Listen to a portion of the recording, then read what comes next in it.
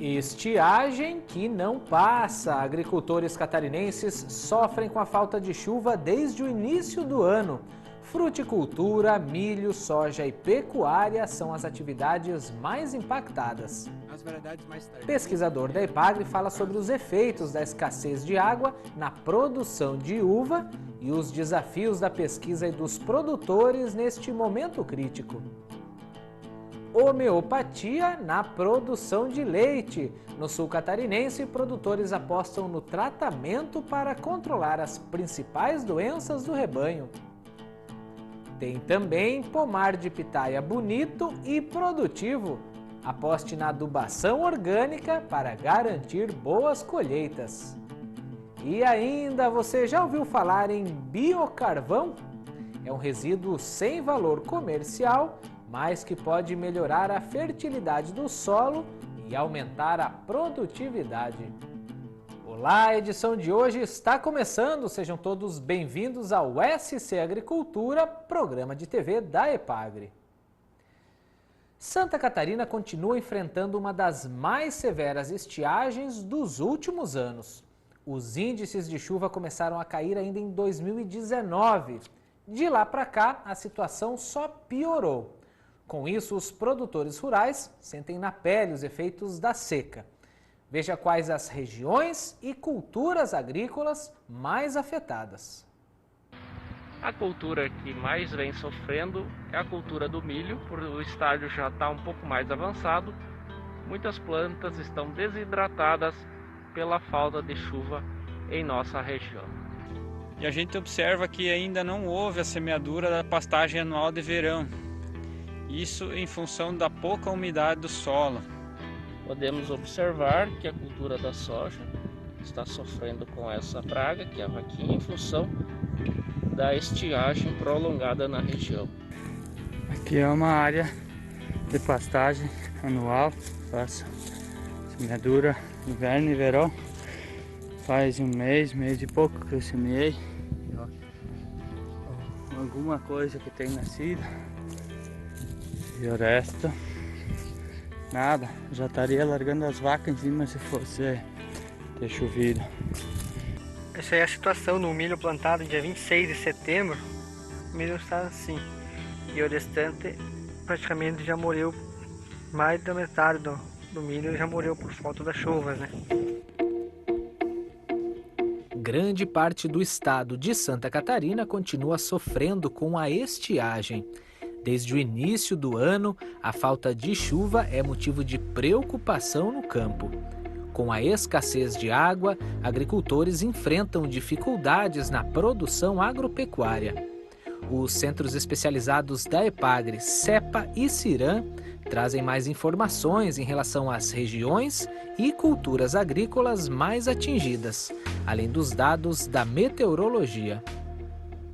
Bem, as principais culturas atingidas é milho grão, né, e milho para fim de silagem. E as regiões que já mostram bastante prejuízos, né, são a região oeste, principalmente Chapecó e São Miguel do Oeste, onde os cultivos são realizados mais cedo, final de agosto, início de setembro, e que muitas lavouras estão na fase inicial da pendoamento, né, florescimento, né, é uma fase crítica para quando falta chuvas. Então já estão aí alguns municípios já contabilizando prejuízos acima de 20% e que a continuar nessa estiagem esses prejuízos podem até se elevar em várias regiões e são dados preliminares, né, que nós estamos atualizando dia a dia.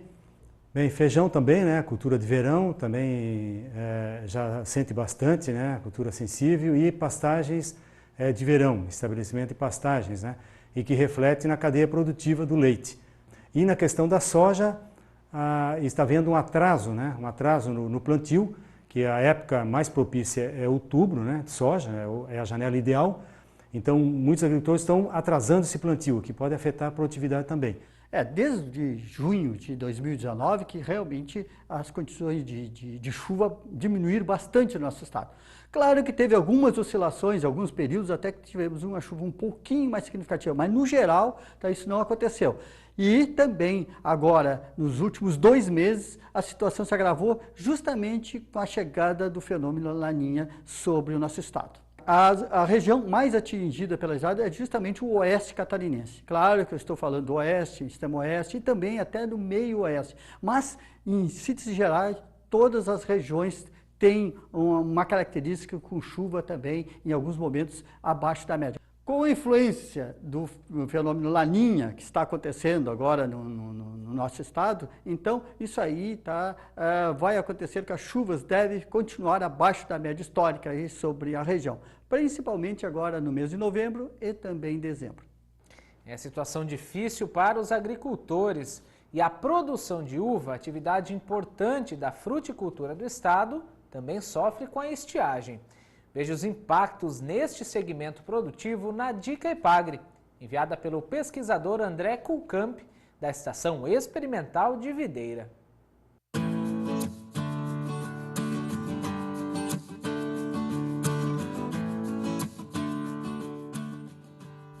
André Luiz Kulkamp de Souza, pesquisador da Epagre, na Estação Experimental de Videira. E a Dica Epagre de hoje é sobre o déficit hídrico na cultura da videira.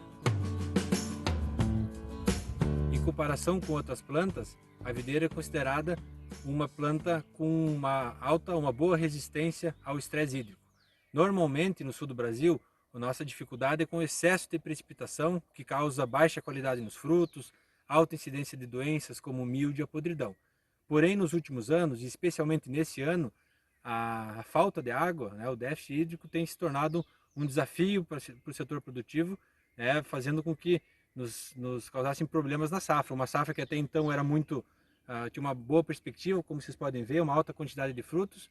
Com a seca, com a falta de água, surgiram alguns problemas, sendo o principal deles o abortamento de flores, de frutos e também a ocorrência de oídio.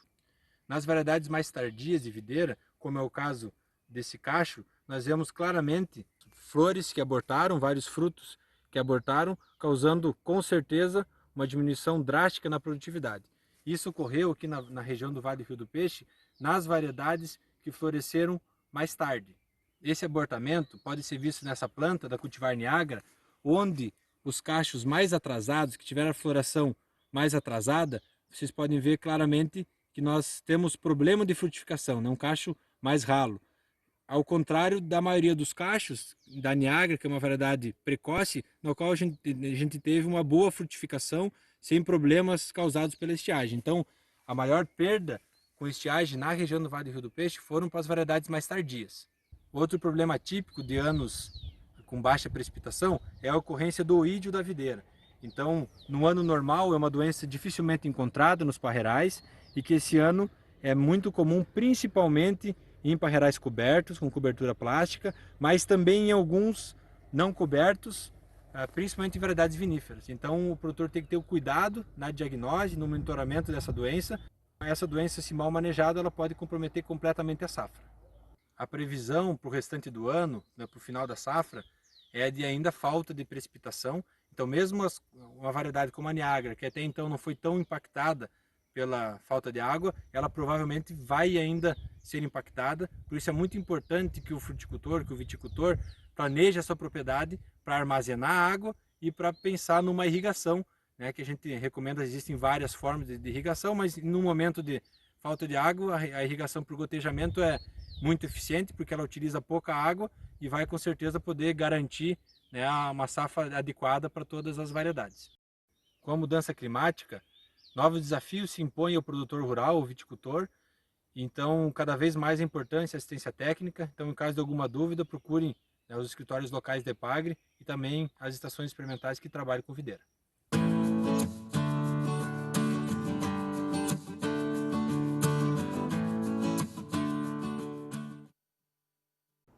Vamos esperar que a situação melhore. Como disse o André, para mais informações ou orientações sobre o que fazer neste período de estiagem, procure a Epagre do seu município.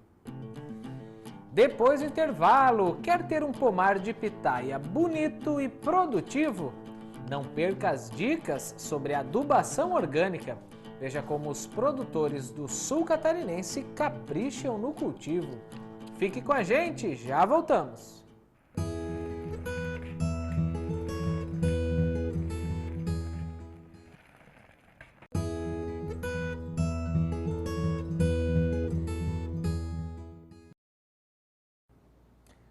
O cultivo da pitaia está cada vez mais forte no Brasil. A fruta caiu no gosto do consumidor e o produtor atende às demandas do mercado. Para colher frutos de qualidade, ter volume de produção e manter a sanidade da lavoura, é preciso ficar de olho na nutrição das plantas. Esse é o assunto na Dica Epagre enviada pelo extensionista rural Ricardo Martins. Veja o que ele fala sobre a adubação orgânica.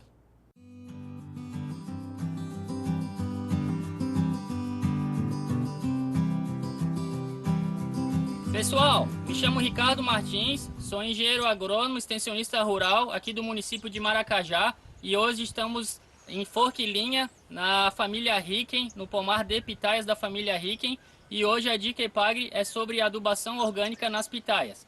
Então a safra de pitaia aqui no sul catarinense, ela começa aí no mês de dezembro e se estende até maio, então vai começar a produção agora no verão.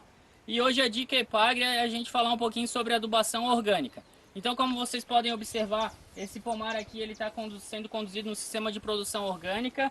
A adubação é principalmente com o uso de cama de aves. Então, como vocês podem observar aqui, a gente usou cama de aviário. Essa cama aqui ela tem cerca aí de 12 lotes ou 2 anos de idade.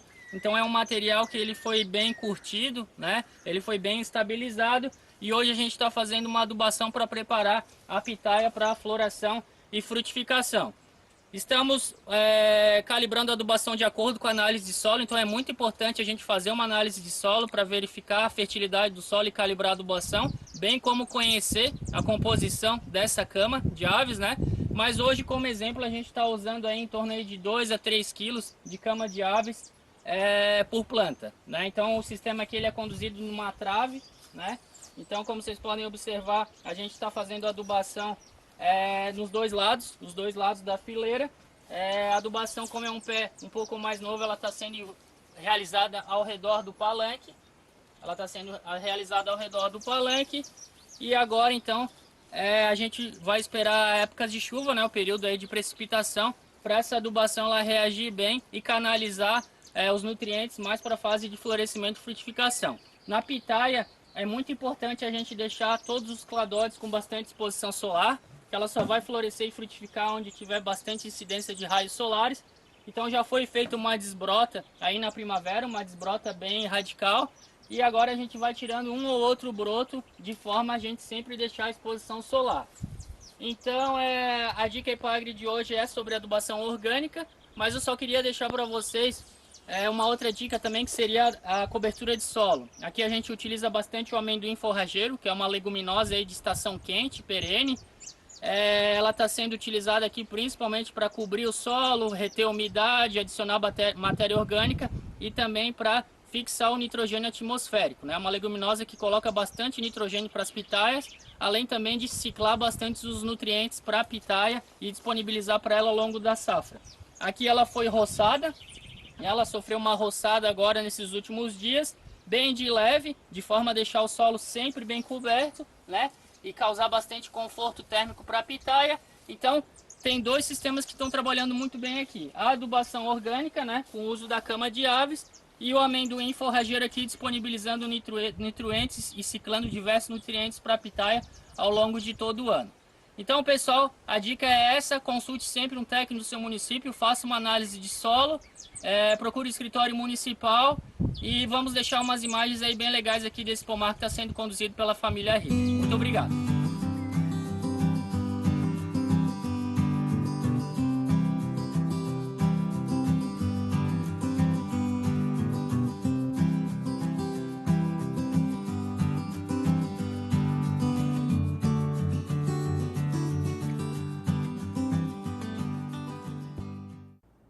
Essas imagens de drone gravadas pelo Ricardo mostram como as lavouras de pitaia no sul estão bonitas.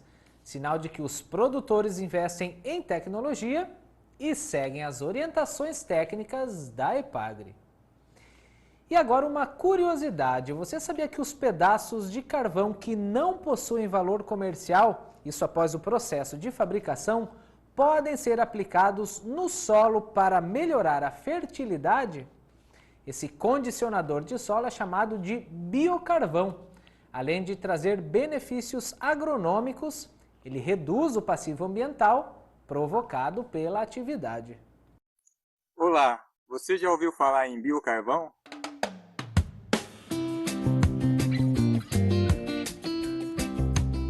Biocarvão é o nome técnico dado ao carvão utilizado para várias finalidades. Um dos usos do biocarvão é no solo para melhorar as condições físicas, químicas e biológicas do solo. O biocarvão é obtido após transformação de material orgânico, como por exemplo a madeira, o esterco, entre outros materiais, em carvão. Por isso, pode ter vários tipos de biocarvão. Nas carvoarias são produzidos pedaços de carvão como este, que nós encontramos nos supermercados e utilizamos para fazermos churrasco. Porém, nas carvoarias também são produzidos pedaços de carvão como este aqui, que não possuem valor comercial e ao ser utilizado no solo, denominamos como biocarvão. Os agricultores chamam este carvão como moinha de carvão ou pó de carvão. É possível obter este material nas carvoarias gratuitamente ou pagando 18 centavos a 25 centavos o quilo, dependendo da carvoaria. O biocarvão pode ser aplicado sobre a superfície do solo e depois incorporado, ou pode ser aplicado sobre a palhada de adubação verde em sistema de plantio direto. Os agricultores aqui da região estão utilizando o biocarvão no cultivo de diversas hortaliças e também no cultivo de feijão. De modo geral, o uso de biocarvão melhora a fertilidade do solo com o aumento dos teores de nutrientes do solo e também aumenta o teor de matéria orgânica do solo. E também, dependendo do ano, aumenta a produtividade de cebola. Nós aqui da Estação Experimental de Ituporanga pesquisamos o uso do biocarvão desde 2016 e verificamos efeitos positivos da aplicação de biocarvão no cultivo de cebola a partir da dose de 1 tonelada por hectare. O uso de biocarvão no solo é uma forma de reduzir o passivo ambiental e ao mesmo tempo proporcionar benefícios agronômicos.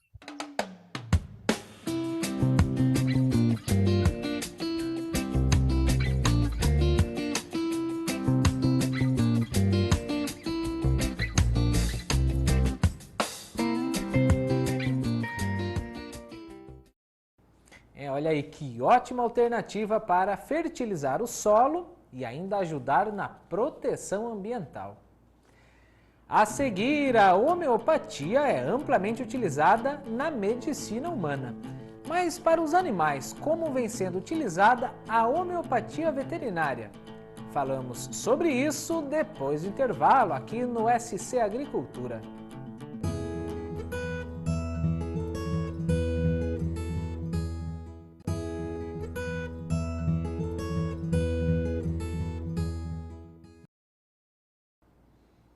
A homeopatia é uma medicina curativa reconhecida pela Organização Mundial da Saúde.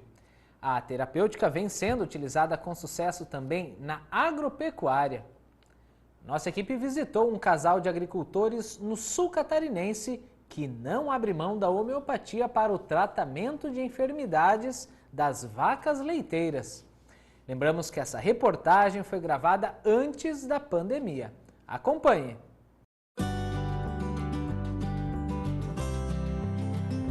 As vacas pastam tranquilas na bela propriedade de Leandro e Rita de Cássia Esteves, no município de Forquilinha, sul catarinense. Elas são tratadas com muito carinho pelo casal e afeto todo mundo gosta, inclusive os animais. Leandro e Cássia decidiram trabalhar com gado de leite em 2013, logo depois que casaram. Cássia deixou o agito da cidade para viver uma rotina mais calma no campo e ali criar os filhos. A paixão pelas vacas de leite veio em seguida. Então, quando me perguntavam qual era a minha atividade há um tempo atrás e o que eu ia fazer, eu tinha vergonha. Eu sou bem sincera em dizer que eu tinha vergonha de falar que eu trabalhava com produção de leite, que eu lidava com as vacas. E hoje eu digo que esse é o meu trabalho e tenho orgulho disso. Eu já era do campo, né?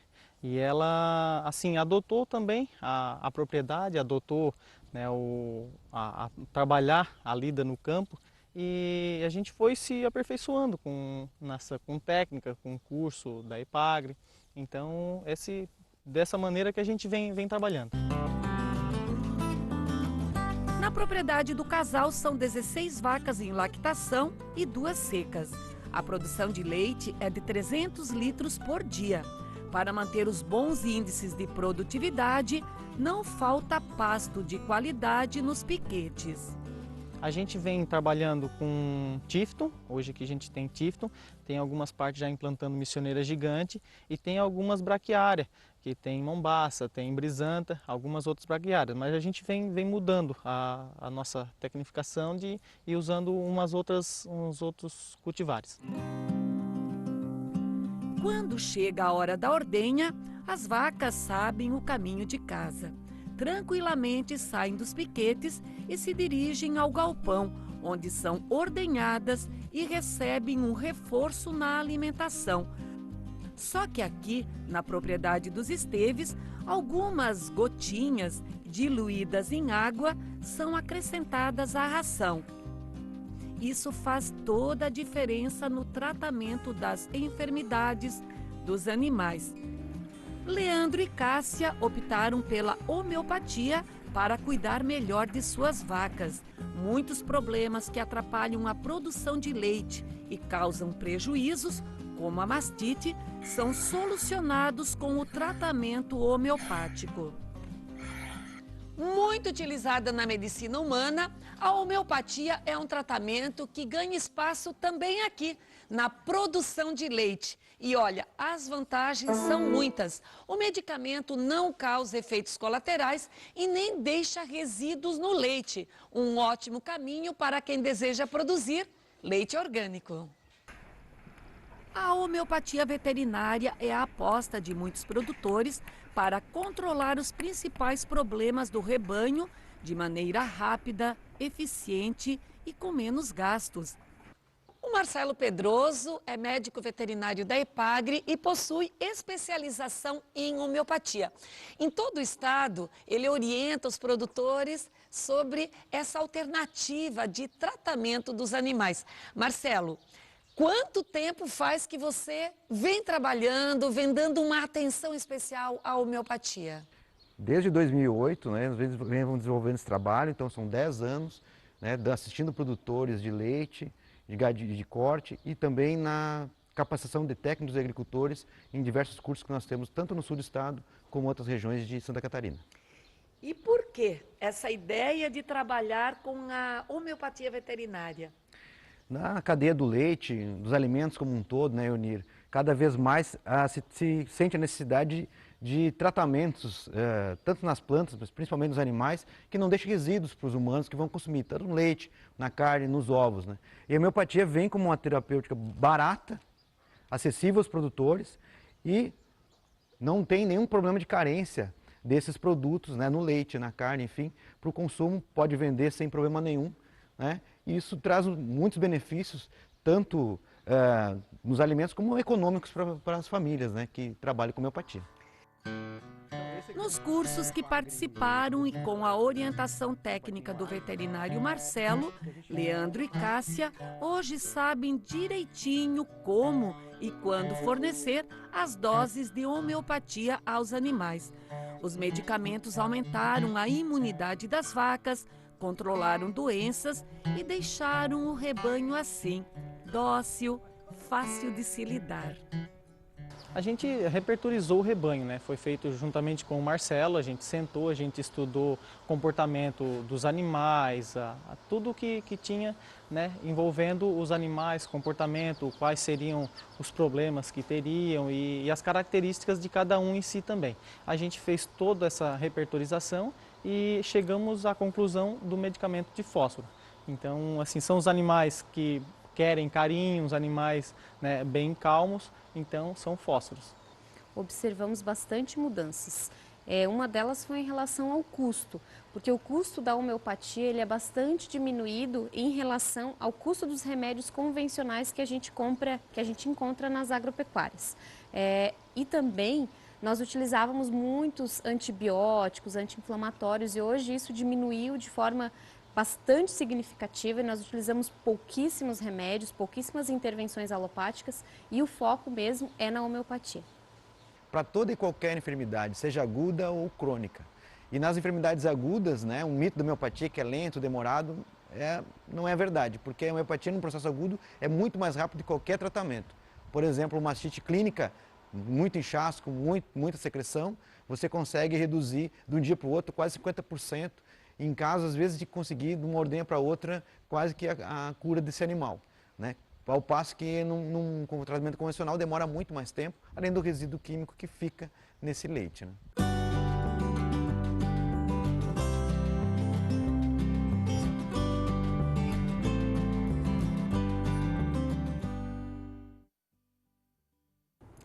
E é com essa bela história do jovem casal de produtores de forquilinha que a edição da SC Agricultura termina. Nós agradecemos a sua companhia e a gente se encontra na semana que vem. Até lá! Tchau!